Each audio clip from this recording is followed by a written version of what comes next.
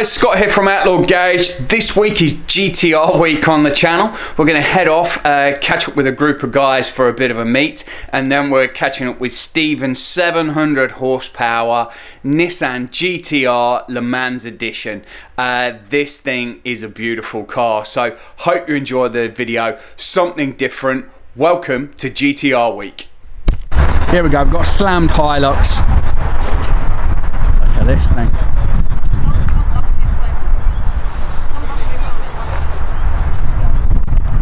Airbag kit in the back. Pretty open in the rear. Fuel tank there. Look at that thing on the floor.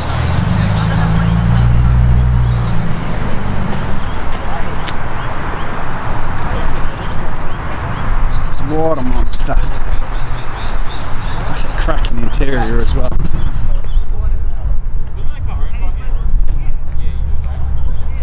SS seats.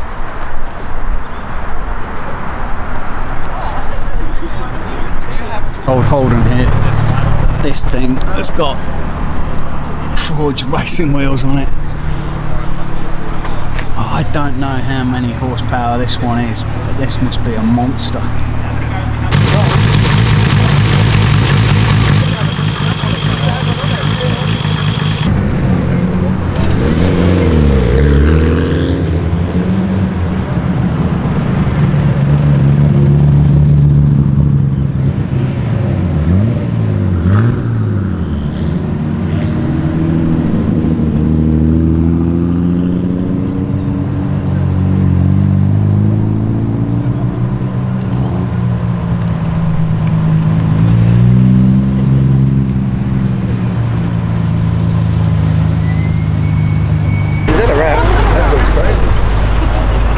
It's got to be a wrap, hasn't it?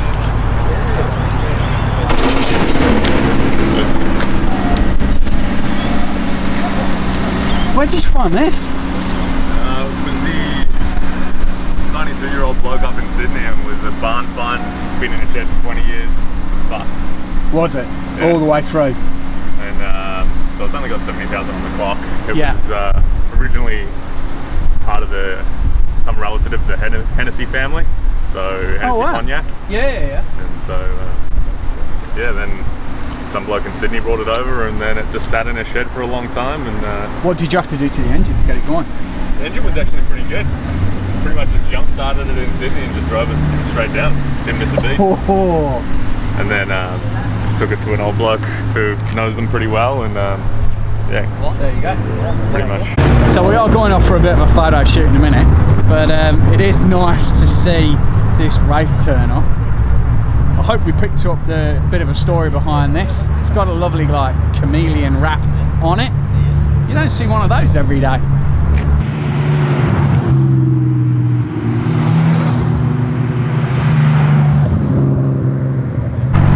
So come out for a GTR meet. It's a good meet. It is good, yeah. It is good. Everyone's come out. It's real good. I'll tell you what, there's a good crowd. It's decent. Everyone's bored at home. Yeah. Locked down for too long. That's it. There's a right range out, isn't there?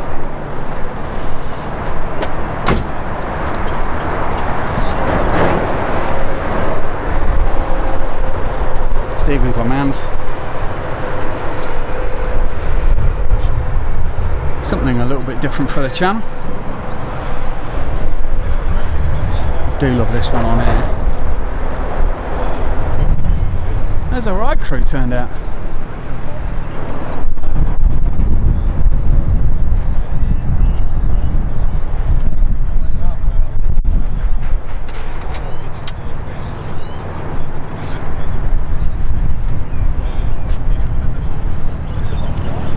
Been a little bit of fun on the road. I think this has got something like 700 horsepower. Now, it doesn't look like it being your Ford. It is an automatic car, but I think it's got about 700. G6E turbo. No idea.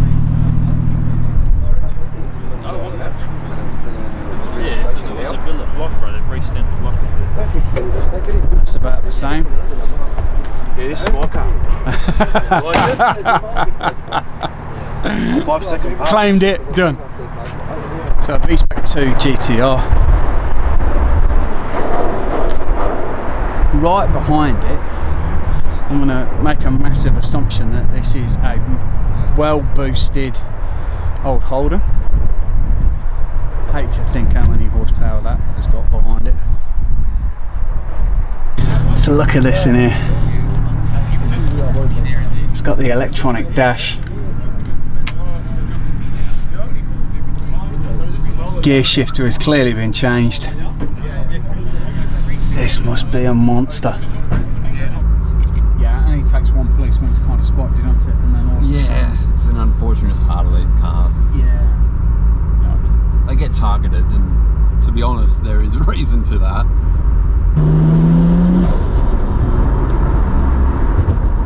Really cool cars there, well modified. Yeah, there's not many stock cars left, which actually they get a lot of interest now. Yeah, okay. The 99 out of 100 are pretty heavily modified. It's a good track car. Probably could use some better brakes, but otherwise it's quite good. It's got adequate power, adequate grip. Yeah. It's a better car than I am driver, and that's that's most of it, right? What pound of boost does it normally run? Runs 21 at low, and 20. I think it's 26 on high boost. Yeah. But the difference is considerable. Which is so you've got a low and a high boost control on it. Yeah. So like take E85, low boost at 21 is 450-ish kilowatts of wheels. And you just add 5 more pounds of boost, and it makes another 50 kilowatts. So it's, it's a difference. It's one of those things you kind of go down the rabbit hole, and it can get expensive quickly. Once the engine's out, it's like, oh yeah, I'll just tidy up the bottom end, and then I'll just add different turbos. I'll do some head work, and you've got this bill for 40 grand. Yeah, you could see some of those conversations today, which were, well, I've got another turbo, but that means I've got to do all of this. Yep. And you could see just the numbers ticking over. Yep. Well, time in the workshop and numbers, and well, what am I going to do? And literally everyone's had that conversation, like and everyone kind of does it differently as well. Like there was a guy there, he's got stock bottom end car, and he's just added a ton of boost and head work and makes an awful lot of power, and the bottom end holds together. Whereas you hear other people, they wind it up, and first time out it just goes bang. So here we go. Before we start talking about the car with Steve, you might have seen some footage where we were out and about with one of the car clubs here, or a group of guys, GTR cars, people, GTR people, yeah. And there might have been some GoPro footage as well, but we'll see how we all legal speeds. We'll see how we edit this. Yeah, we'll see. GTR, yes, generation 2. Yeah, so second generation of the R33 GTRs. R33. Yeah. So the unloved child, which is gaining more and more love by the minute. So, yeah. Yeah, I don't. Any particular reason? Unloved? Look, I have my own opinion. My opinion is that the 32 was the motorsport hero. Everyone knows about it at Bathurst, and in Japan it was all conquering. Yeah. They bought this out. It was a bit heavier, a bit bigger. It didn't do much of the motorsport because the rules got changed thanks to the R32. It didn't really do all that much in that aspect, and then of course the R34 came along, which is the Fast and the Furious car. So everybody wants one of those. You kind of get stuck in the middle, don't you? It is the unloved middle child. Yeah. And then there's just weirdos like me who must love middle childs. But a cracking car, great colour, and this is the Le Mans edition, which I think we mentioned in the car 188. 188. Let me make sure I get that right. Yeah. And we've commemorated that with an Audi badge because why not? Why not? So, strictly unmodified. If by unmodified you mean everything's been modified, yeah, absolutely. It has. So where are we going to start with modifications? Effectively, everything that is drivetrain or engine has been modified or changed for an aftermarket component. There's not much stock left under this car, but it does look reasonably stock-ish, which I kind of like, and it works here in Melbourne. Yeah, so it does look pretty stock. So in the car we probably talked about the diff. You know, you could really you can probably hear it. Yeah, the diff. It doesn't have so much of a chatter but a clunk at lower speeds. Pretty, yeah. Gearbox has been redone. Yeah. So gearbox is an aftermarket gear set, and I think it's a billet sandwich plate, which just effectively means it'll cope with a lot more power and a lot more abuse. Yeah. Which, you know, if you choose to drive it that way, which yeah, it'll tolerate. So then I think what we'll do is we'll open up the hood, and we'll take a look there. Let's do that. So here we go under the hood. Yeah. So your standard RB26. Yeah. But no longer standard. No longer standard, and just extra pipes and stuff. Yeah, sure. So what you've effectively got is brand new block when it was built. It's got a stroker kit by this company, Tomei. Right, let's make sure we get that. Yeah. Aftermarket turbos. Okay. All the piping obviously has been custom done. Aftermarket intake, fuel rail, fuel pressure regulator, catch can. Yeah, pistons, rods, crank obviously is part of the kit, and then it's effectively got a Jun head, which is a pretty famous Japanese tuning brand. Yeah, basically everything in there is Jun.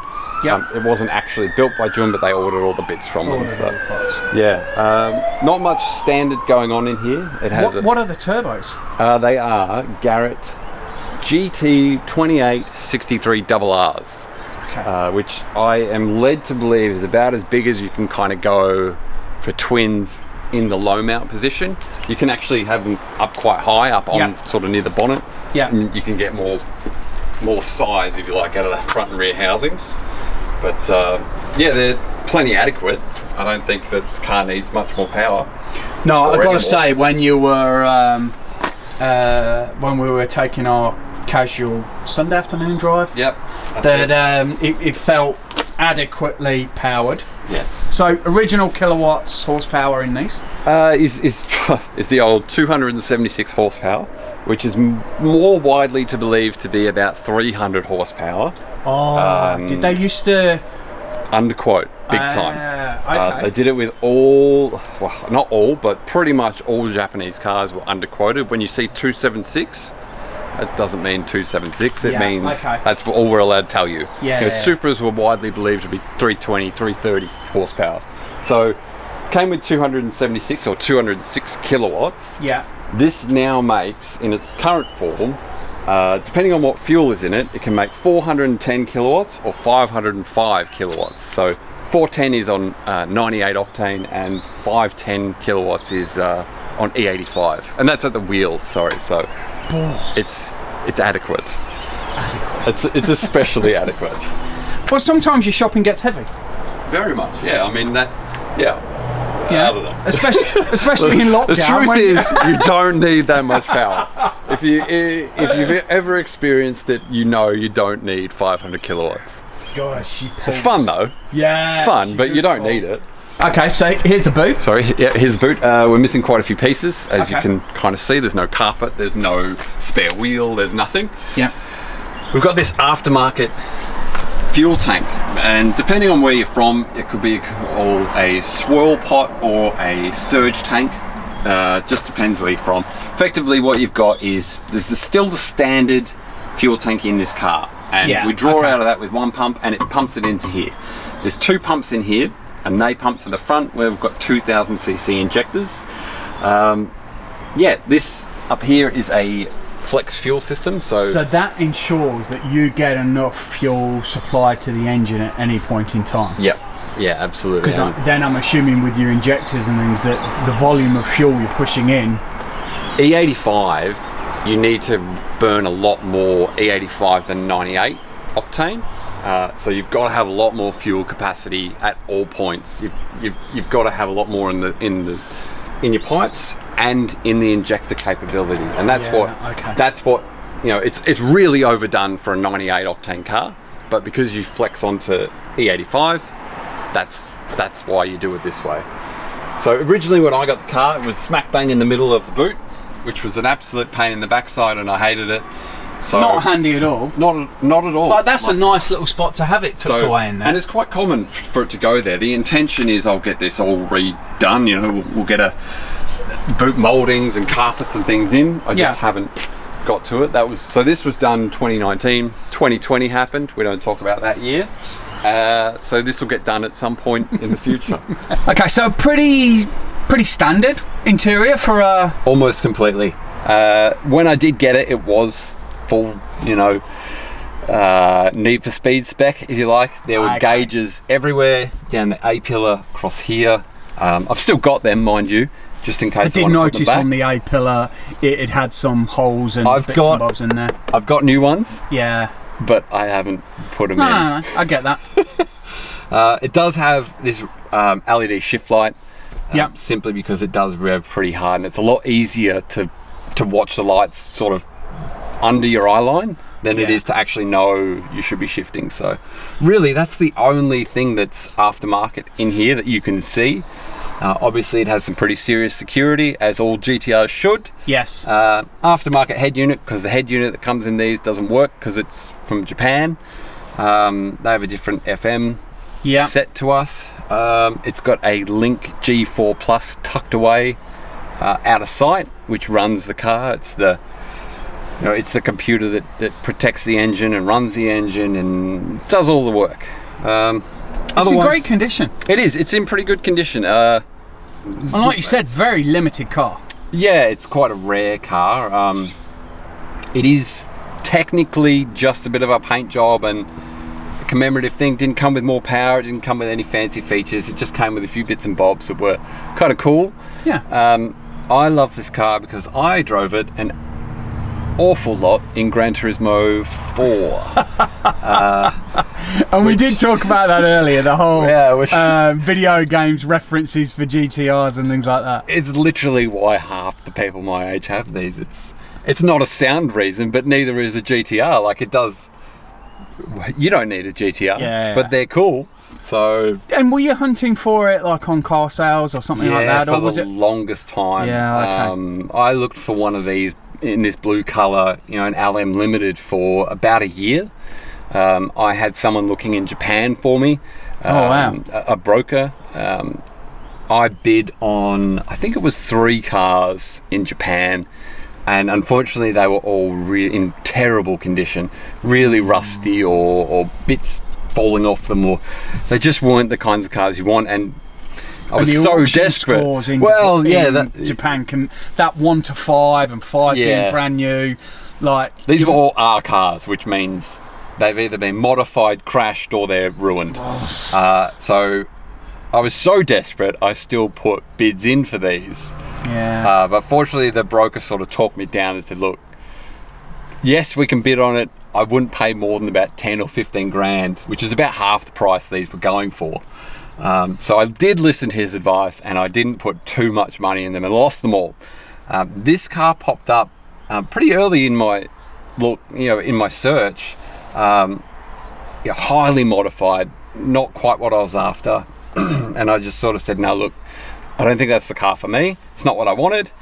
And he was fine. He was a good, really nice guy about it. Didn't mind. He said, yeah, good luck. Spent another 8 months looking, to absolutely no avail. Finally came back to the owner, Gav, and said, Gav, you know what? I'm tired of looking. I'll buy your car.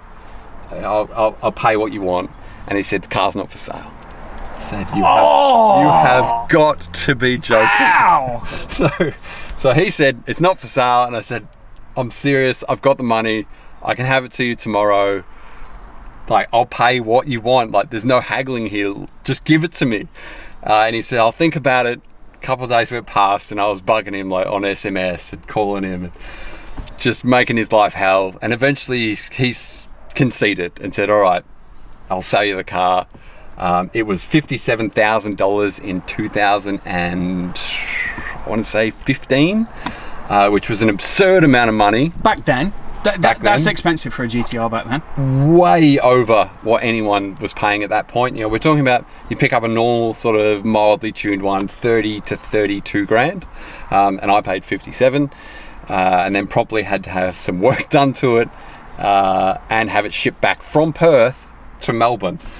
Which is another 1,500 or something to do that. So, you know, not a particularly sound financial choice, but my choice nonetheless. And yeah, I've been very lucky since then. Prices of these continue to rise, and so $57,000 now is actually a bargain price. Like, you just can't find it. I don't know if you'd find one for that. You probably wouldn't. And if you did, it would probably not run. So no, it'd have to go straight to the garage. At the time, an incredibly stupid financial choice, but I wanted the blue car. I wanted it so much that I bought a modified car that I didn't know a whole bunch about. Bought it anyway, had it shipped over, and you know, luckily, you know, we knew from the parts list that it was a good car, or it had good parts in it, but that doesn't mean that it was put together well. Yeah. Fortunately, it came from a place called Galvsport. They did a fantastic job putting it all together. It's amazing. It went to a place called Race Pace, which is who works on it now, and yeah, they were very complimentary about it. They said it, you know, it's been put together well, it runs well, it's no problems. It did have one problem. When I got it, it had a lot of power, the same power it runs now, and I really couldn't drive it. It was unbelievably hard to drive, and especially for me, I don't get out that much, don't get to drive the cars as much as I want to.